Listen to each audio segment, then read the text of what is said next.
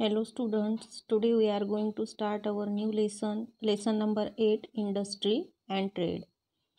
In this chapter, we are going to gather some information about industry and trade in India in the post-independence period. इस lesson में हम post independence period में India ने industry और trade के लिए इसमें कौन सी प्रोग्रेस की है इसके बारे में कुछ इन्फॉर्मेशन हासिल करेंगे. After India became independent, the Industrial Finance Corporation of India was established in 1948 with the purpose of making available long-term loans to industrial projects.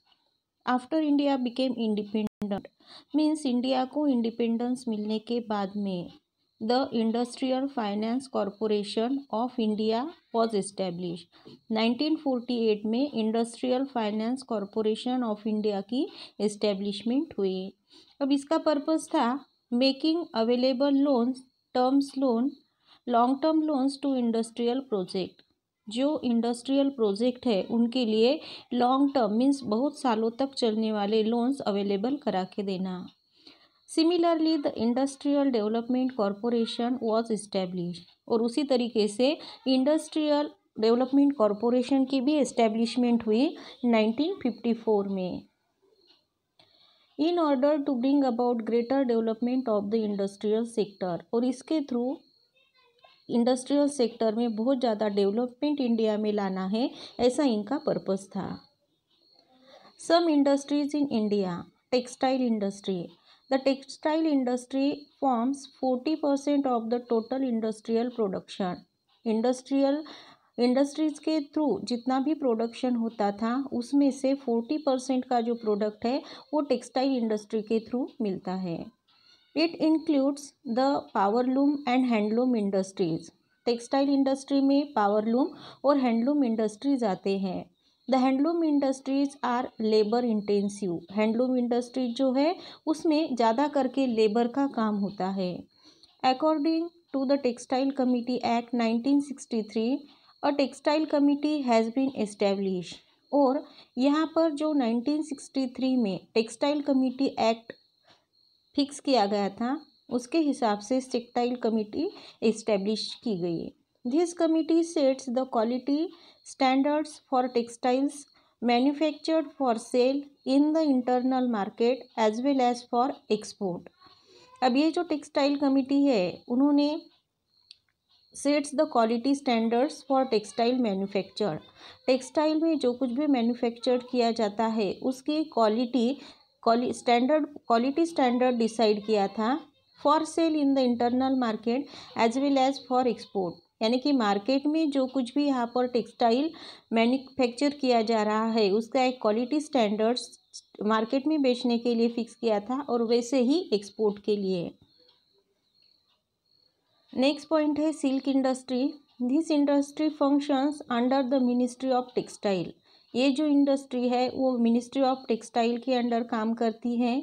The research about the species of the silkworm and mulberry trees is done in the Seribiotic Research Laboratory at Bengaluru. Research अलग अलग species के लिए जो silkworm और mulberries के अलग species है उनके लिए जो यहाँ पर रिसर्च किया जाता था वो सेरीबायोटिक रिसर्च लैबोरेटरी बेंगलुरु में होता था. This industry is primarily in the states of Karnataka, Andhra Pradesh, West Bengal and Jammu and Kashmir. इसकी जो इंडस्ट्रीज़ है वो ज़्यादा करके कर्नाटका, आंध्र प्रदेश, वेस्ट बंगाल और जम्मू कश्मीर में देखने को मिलते हैं. Now it is being spread in states with predominantly tribal populations. लेकिन अभी ये जो इंडस्ट्रीज़ है वो ज़्यादा करके बहुत उनका स्प्रेड हुआ है और ज़्यादा करके ये ट्राइबल पॉपुलेशंस जहाँ पर है उन स्टेट्स में भी पाए जाते हैं. Jute industry in India is the top ranking country in jute production. India जो है वो जूट के प्रोडक्शन में टॉप रैंकिंग कंट्री मानी जाती है. India is a major exporter of jute products. India jute को एक्सपोर्ट करने वाले मेजर एक्सपोर्टर है.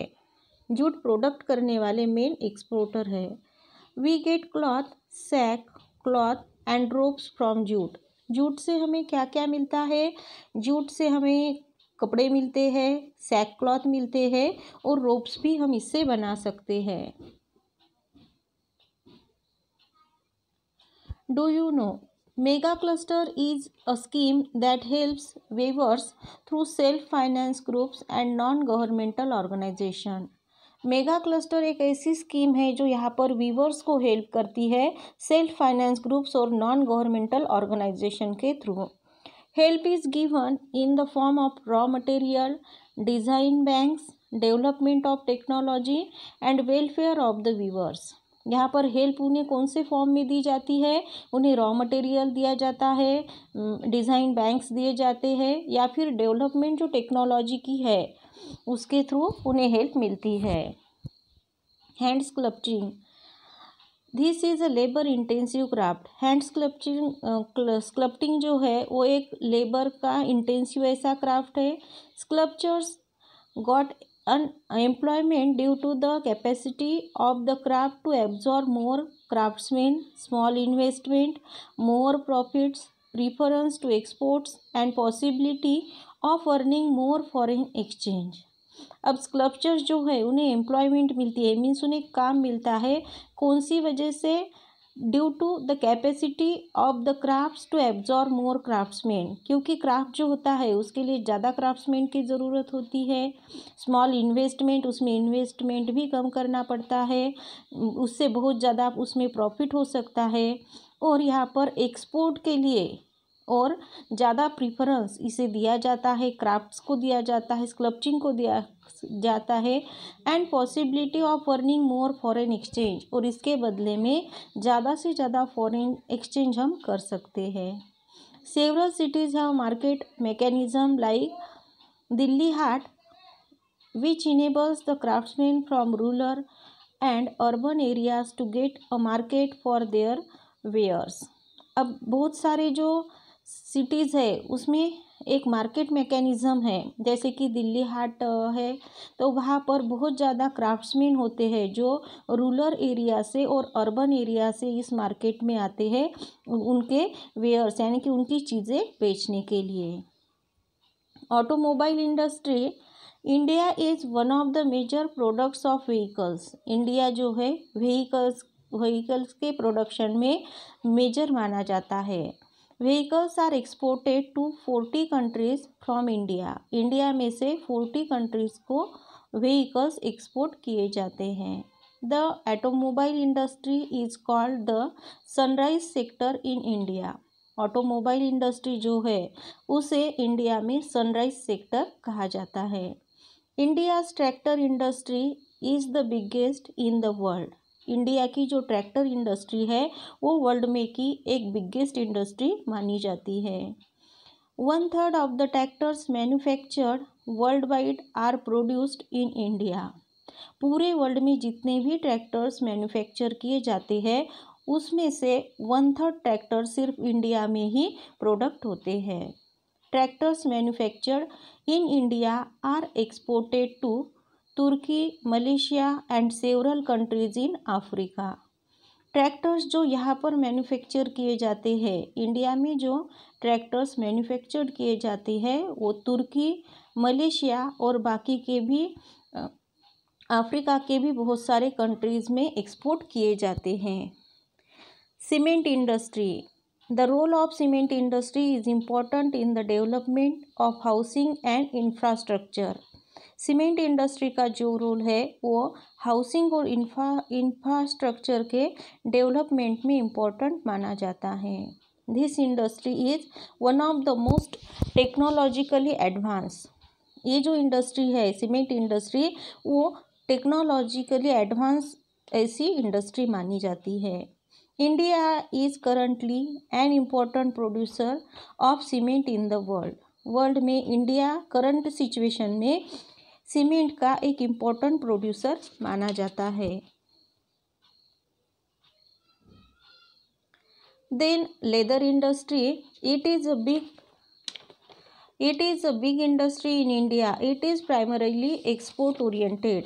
लेदर की जो इंडस्ट्री है वो भी इंडिया में एक बहुत बड़ी इंडस्ट्री मानी जाती है। ज़्यादा करके यहाँ से लेदर एक्सपोर्ट किया जाता है। Salt industry, India is one of the top producers of salt in the world. India world में का सॉल्ट प्रोड्यूस करने वाला एक इम्पोर्टेंट नेशन माना जाता है। The annual production of salt in India is 200 lakh tons. India में पूरे साल भर में 200 लाख टन सॉल्ट प्रोड्यूस किया जाता है। The production of iodise salt is 60 lakh tons. 200 lakh tons में से 60 लाख टन्स जो सॉल्ट है वो आयोडाइज सॉल्ट होता है। Bicycle industry, India is a leading producer of bicycles in the world. India bicycle के प्रोडक्शन में भी लीडिंग ऐसी कंट्री पूरे वर्ल्ड में मानी जाती है। Bicycles are made in the states of Punjab and Tamil Nadu. India में पंजाब और तमिलनाडु में बाइसिकल्स बनाए जाते हैं। The main centre of bicycle manufacturing in India is Ludhiana. Bicycle manufacture करने वाला मेन सेंटर इंडिया में लुधियाना है। India exports bicycles to countries like Nigeria, Mexico, Kenya, Uganda and Brazil. India में से बहुत सारे कंट्रीज़ में बाइसिकल्स एक्सपोर्ट किए जाते हैं, जैसे कि नाइजीरिया है, मेक्सिको है, केनिया है, युगांडा है और ब्राज़ील है।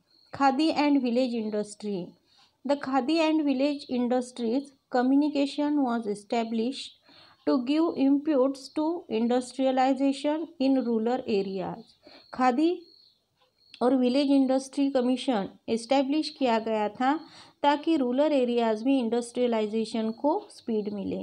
The main objectives behind the establishment of the corporation were to develop the traditional industries, handicrafts, cottage industries, and to encourage industries that use the material and human resources available at the local level and make the villages self-reliant by creating employment there.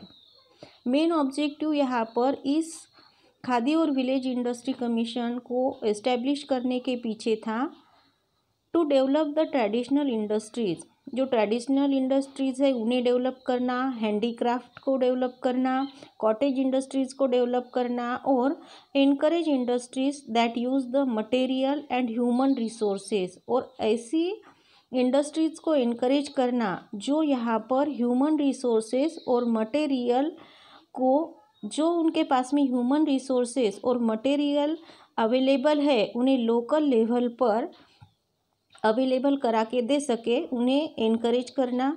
And make the villages self reliant by creating employment there. और इस तरीके से जो villages है उन्हें self reliant बनाना by creating employment there, वहाँ पे एम्प्लॉयमेंट देकर उसे सेल्फ रिलायंट बनाना। We will see the next part in our next period. Thank you.